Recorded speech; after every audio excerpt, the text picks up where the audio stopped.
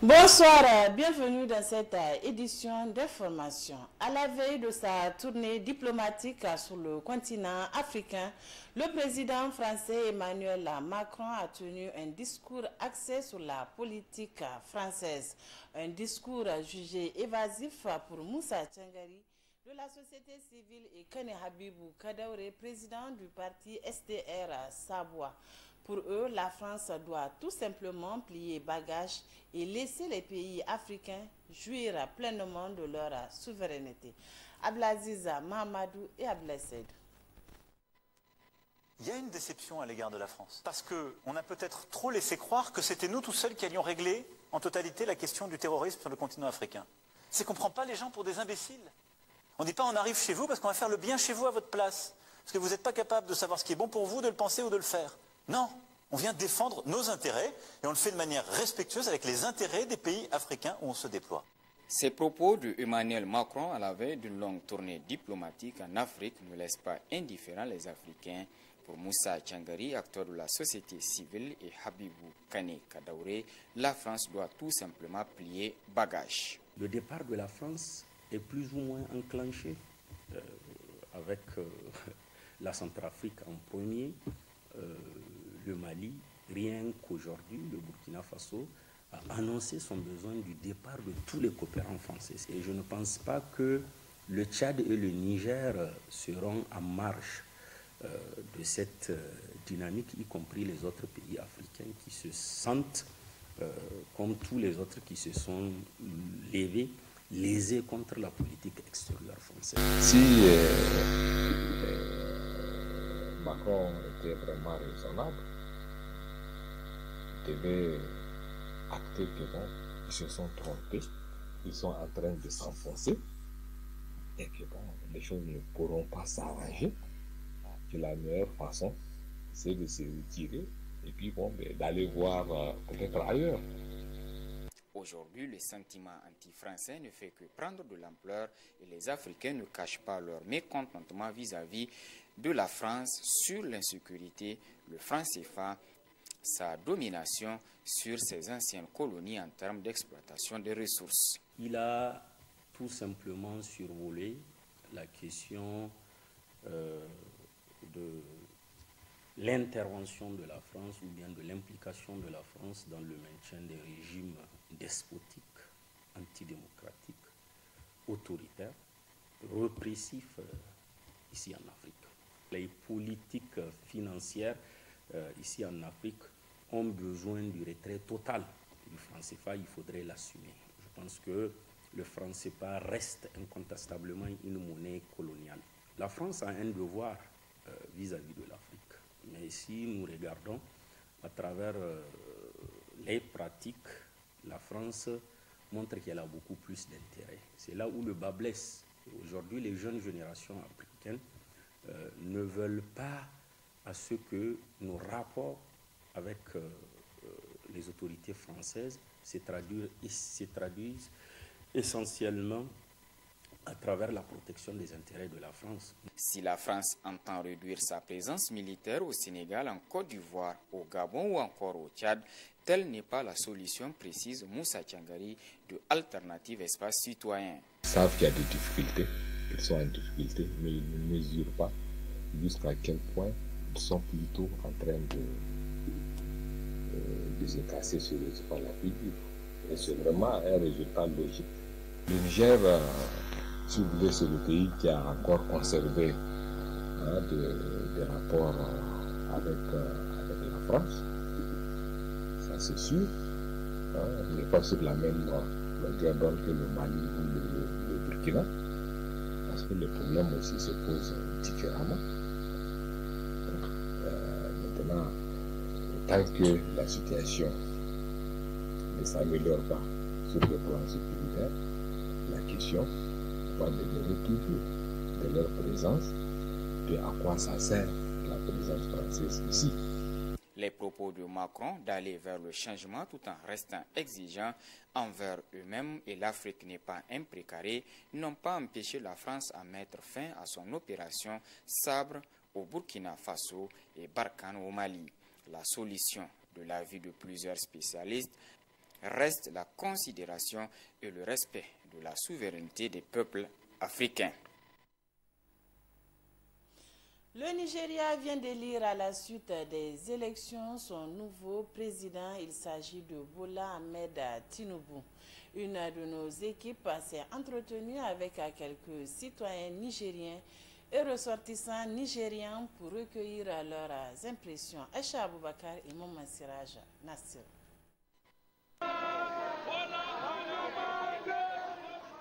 Les Nigériens ont choisi la continuité en élisant comme nouveau président le dauphin de Muhammadu Buhari, Bola Tinubu, 70 ans, ancien gouverneur de Lagos. C'est lui qui aura à diriger la République fédérale pour un mandat de 4 ans est un Yoruba, musulman multimillionnaire du Sud.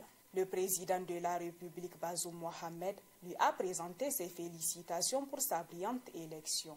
Partageant une longue frontière et des liens historiques avec une proximité et une identité culturelle entre les deux peuples, les Nigériens de la capitale font certaines attentes vis-à-vis du nouveau président élu sur ses politiques économiques et sécuritaires. Déjà, nous faisons face avec le Nigeria, le Burkina, le Mali et les autres pays à une crise sécuritaire très aiguë. À cela, si une crise politique vient s'ajouter, je pense que ce n'est pas bien. Et nous souhaitons vraiment compter sur la maturité de la classe politique vraiment du Nigeria pour que quelque chose de mal ne puisse pas venir vraiment. Il est qu'à essayer d'arranger ce qui a été mal fait. Hein? Ce qui a été en désordre. Il est qu'à arranger tout le Nigeria. Pas un côté, tout le Nigeria.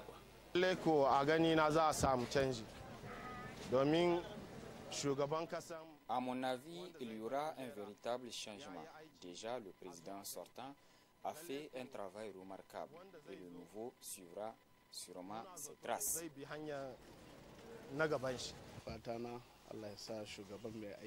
Nous souhaitons vraiment un bon mandat au président élu, afin qu'il puisse également œuvrer pour l'intérêt du pays.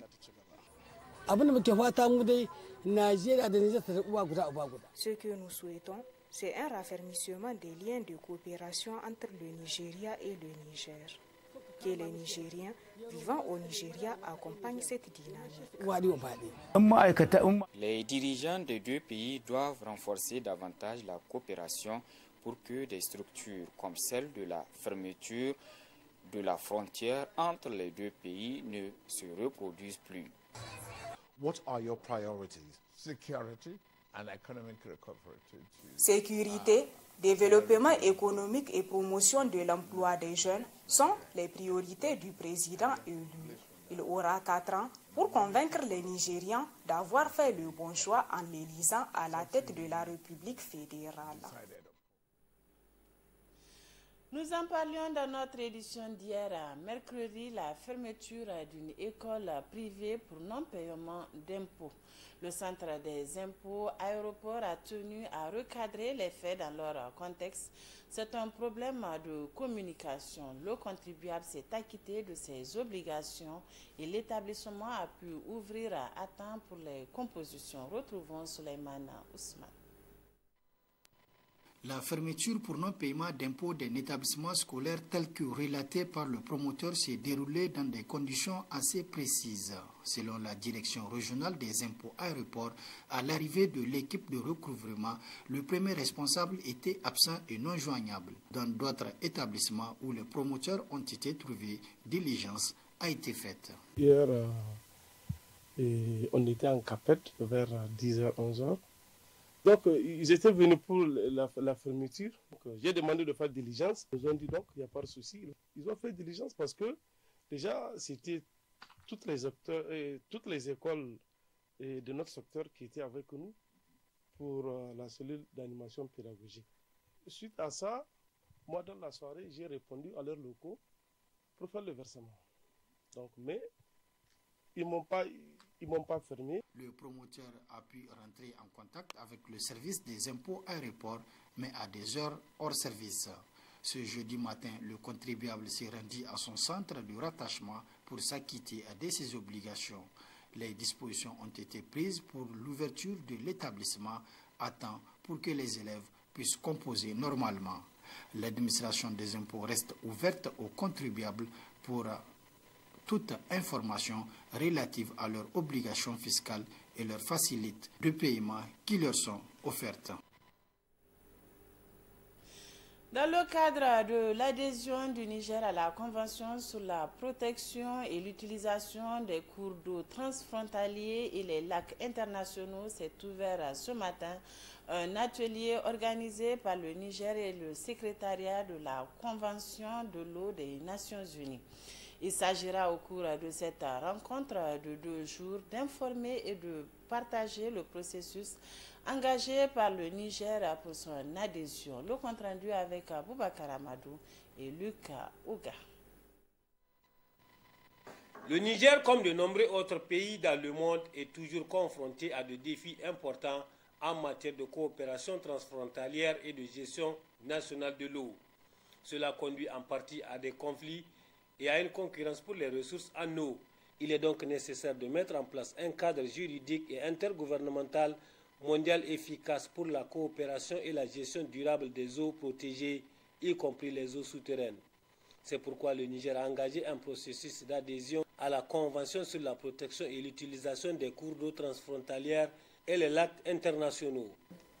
L'adhésion à la Convention peut permettre le soutien de la communauté des parties, le partage d'expériences, faciliter l'accès au financement et rehausser le profil des pays au niveau international. Elle renforce également la gestion nationale de l'eau et la coopération transfrontalière. Il offre une plateforme mondiale où faire part de vos préoccupations, de vos défis et de vos bonnes pratiques. Plusieurs pays riverains du Niger ont également étamé le processus d'adhésion, à savoir le Burkina Faso et le Bénin. Cela pourrait faciliter l'intégration régionale et la prévention des conflits. C'est donc une étape logique et bienvenue que le Niger envisage d'adhérer à la Convention sur l'eau. En fait, vous avez déjà pris des mesures cruciales en envoyant une lettre officielle d'intérêt à la Convention et en participant à différentes réunions dans le cadre de la Convention, notamment, par exemple, lors de la réunion des parties en 2021 à Genève. Pour le ministre en charge de l'hydraulique, l'adhésion du Niger à la Convention sur l'eau lui offre des opportunités tant en termes de renforcement de la gouvernance au niveau national que la coopération transfrontalière. Permettez-moi au passage de saluer la sage décision prise le 28 novembre 2003 par les parties en choisissant d'amender la Convention afin de permettre désormais son adhésion à tous les États membres des Nations Unies hors de la région de la Commission économique des Nations Unies pour l'Europe. Dans ce contexte, marqué par des pressions accrues sur les ressources en eau, la Convention sur l'eau constitue un cadre juridique dont la mise en œuvre en complément des cadres régionaux et des instruments nationaux contribuera certainement à appuyer les efforts de notre pays en matière de la coopération transfrontalière sur nos bassins partagés, la prévention des conflits, la promotion de la paix et l'intégration sous-régionale. Il s'agira au cours de cet atelier de partager le processus entamé par le Niger à devenir partie à la Convention sur l'eau et de discuter des prochaines étapes d'adhésion. Il est attendu de ces assises de 2 jours des propositions pertinentes pour aboutir à l'adhésion du Niger à la Convention des Nations Unies sur l'eau. Le SINASEB section Maradi a organisé ce matin le conseil syndical électif de sa structure. Cette rencontre sera une occasion de renouveler le bureau pour un mandat de 4 ans. Les détails avec Souleymane Ousmane.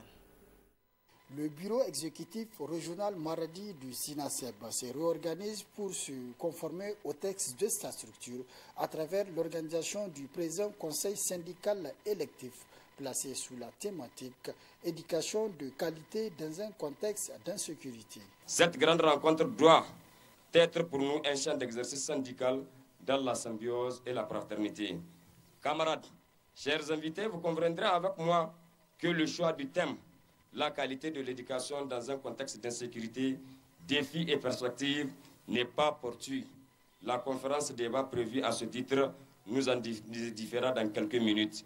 Chers invités, camarades, il est lieu ici pour moi de rappeler qu'en cette période de perpétuelle mutation et eu égard du contexte socio-démocratique que le SINASEB a besoin d'une attention particulière et d'une mobilisation sereine sans controverse afin que toutes les militantes et militants s'unissent et se mobilisent comme un seul homme afin de faire échec à toute machine à caractère divisionniste. La tenue de ces assises est appréciée à sa juste valeur par le bureau exécutif national du SINASEB, représenté ici par l'un de ses membres. Le Conseil constitue une instance capitale dans la vie de notre structure au niveau de la région du Maradi. Il nous permettra de faire le bilan de la gestion des 4 années du mandat du bureau sortant et de mettre en place une nouvelle équipe dirigeante du SINASEB à Maradi. Il me plaît ici de vous demander toute la rigueur requise et tout le sérieux syndical pour la réussite de cet instant. Ce conseil syndical verra le renouvellement du bureau SINASEB de Maradi et le toilettage des textes de la structure. Des témoignages de satisfaction ont été décernés à plusieurs membres du bureau sortant et autres anciens cadres de la structure SINASEB de Maradi.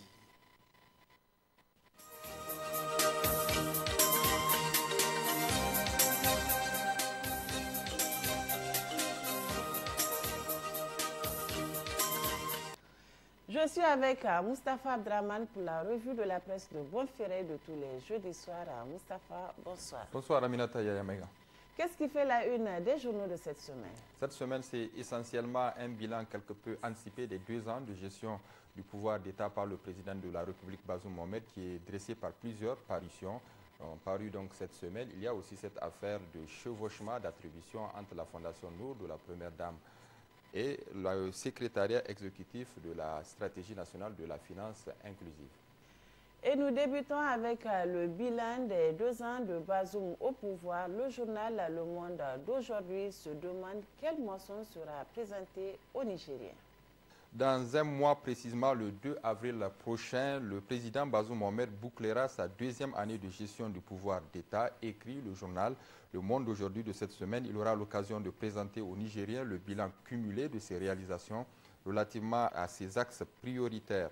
Tirant son propre bilan, le confrère estime que la moisson des réalisations au cours de la première année de gouvernance de Bazoum Mohamed est insignifiante sur tous les plans. Le président s'est juste contenté pour la première année de présenter les réformes qu'il compte engager dans le secteur de l'éducation et dont les jalons ont commencé à être posés. Sur la question de la lutte contre la corruption et le détournement des deniers publics pour la première année de Bazoum, un seul trophée à mettre à son actif, il s'agit de l'affaire Ibou Karaye. Et pour cette 2e année, le palmarès s'est un peu étoffé avec les arrestations et emprisonnements opérés récemment dans les secteurs de la banque, des douanes, des impôts.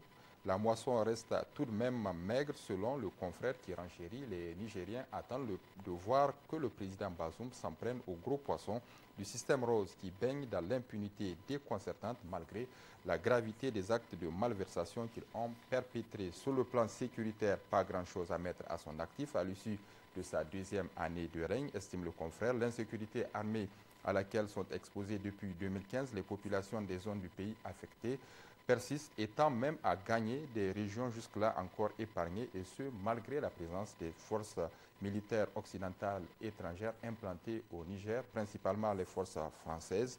Cela n'a pas permis à la terreur de baisser d'intensité. Sur le volet économique et social aussi, le bilan n'est pas du tout reluisant. Depuis 2018, les consommateurs nigériens sont exposés à une flambée des prix des produits alimentaires et non alimentaires sur le marché dans l'indifférence totale du gouvernement.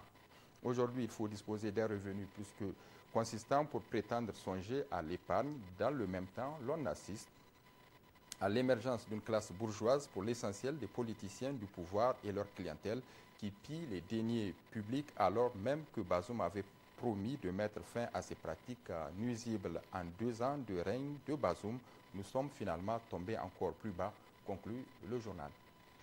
Pour sa part, l'hebdomadaire L'Éclosion annonce un remaniement du gouvernement à la veille de l'an 2 de Bazoum Mohamed au pouvoir, et ce sera, selon le confrère, pour détourner l'attention.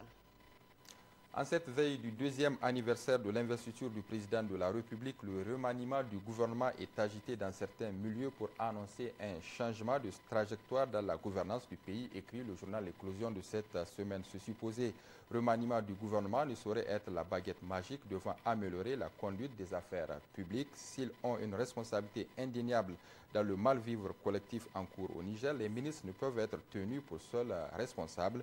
Ils sont aussi victimes du système en place qui pèse de tout son poids pour maintenir le statu quo. Quelle que soit la compétence et l'ardeur au travail d'un ministre, il ne peut rien réaliser de bon lorsqu'il n'a pas la possibilité de nommer qui il veut et limoger qui n'est pas à la hauteur. En réalité, le régime contient les germes de son propre échec car la principale préoccupation de ces ténors est de garder le pouvoir, ne jamais risquer de le perdre, quel que soit ce qu'il faut faire ou s'interdire de faire. C'est pour cette raison qu'aucune opération de lutte contre la délinquance financière ne peut prospérer tant que c'est le système mis en place par le PNDS-Tareya qui demeure. Les brebis galeuses peuvent être sacrifiées pour faire croire aux partenaires une réelle volonté de lutter contre l'impunité. Même si remaniement il y aura, ce sera juste un concert de chaises musicales qui ne changera en rien la gouvernance faite de dilapidation des deniers publics, d'impunité pour les siens et de répression pour les autres, ainsi que la vassalisation du Niger au profit de la puissance occidentale française. Le journal Le Canard en furie, pour sa part, estime que le PNDS Tareya est miné par un profond malaise.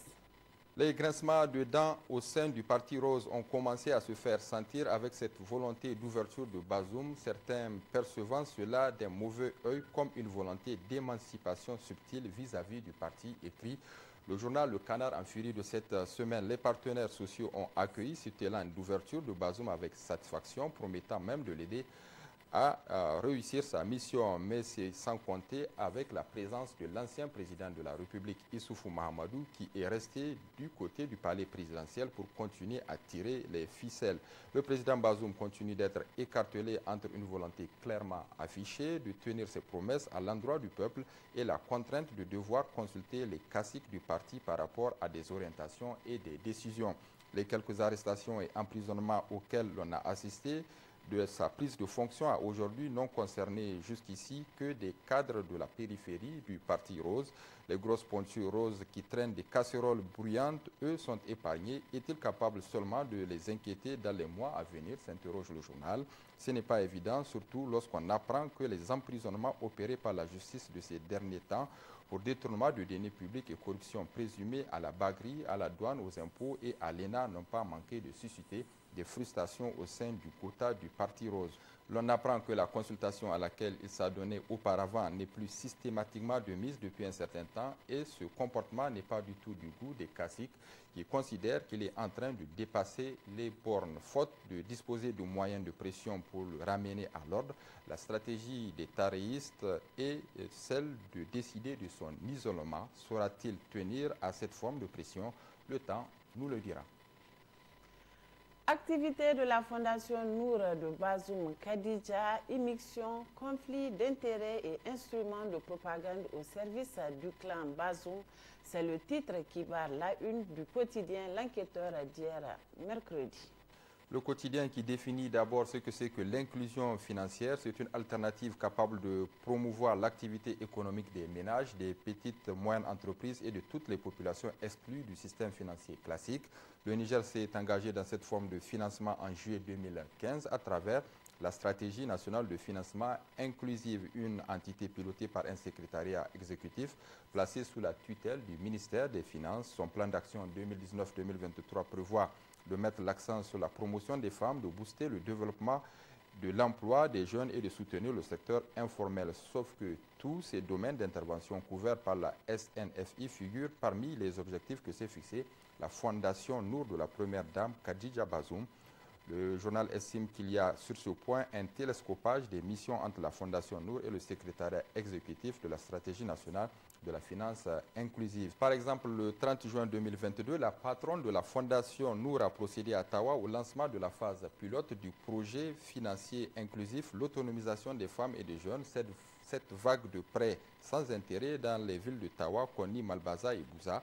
La cérémonie a été pilotée par la Première Dame en personne. Elle a eu l'onction du secrétariat exécutif de la stratégie nationale de la finance inclusive. Le secrétariat gère des fonds emprunts et dons débloqués par plusieurs partenaires financiers du Niger. Question, la Fondation Nour, qui n'a officiellement aucune attache avec l'État, peut-elle se substituer au secrétariat exécutif de la stratégie nationale de la finance inclusive? Certainement non, répond le confrère. Pourtant, la Première Dame compte renouveler son opération de prêt sans intérêt dans la région de Maradi, cette fois-ci du 4 au 7 mars 2023 prochain.